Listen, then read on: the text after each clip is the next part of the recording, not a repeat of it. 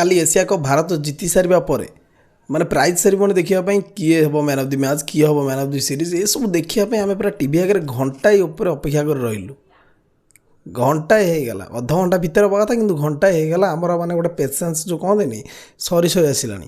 ବାରମ୍ବାର ସେଇ ଯେଉଁ ରବି ଶାସ୍ତ୍ରୀ ଆଉ ସେ ତାଙ୍କ ନାଁ ତ ମୁଁ ଜାଣିନି, ଆମ ଯଶପ୍ରୀତ ବୁମରାଙ୍କ ୱାଇଫ୍, ସେ ବାରମ୍ବାର ବାହାରିବେ କହିବେ ନେବା ଏବେ ଗୋଟେ ବ୍ରେକ୍, ସେ ବ୍ରେକ୍ ପରେ ଯିବା ପ୍ରାଇଜ୍ ସେରିମନି ପାଖକୁ, ନେବା ଗୋଟେ ବ୍ରେକ୍, ବ୍ରେକ୍ ପରେ ଯିବା ପୁଣି ପ୍ରାଇଜ୍ ସେରିମନି ପାଖକୁ। ଏମିତି 3-4 ଥର କଲେ ପୁଣି ବାହାରି ଗପିଲେ। ଆକ୍ଚୁଆଲି କ'ଣ ହେଇଥିଲା ତ ମୁଁ ଜାଣିନି, କିନ୍ତୁ ମୋତେ ଲାଗିଲା ICC ବୋଧେ ଜାଣିକି ଏସବୁ କରୁଛି।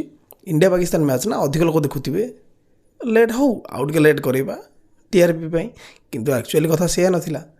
ଆକ୍ଚୁଆଲି କ'ଣ ହେଇଥିଲା ନା, ପାକିସ୍ତାନର ଗୃହମନ୍ତ୍ରୀ କ'ଣ ତା ନା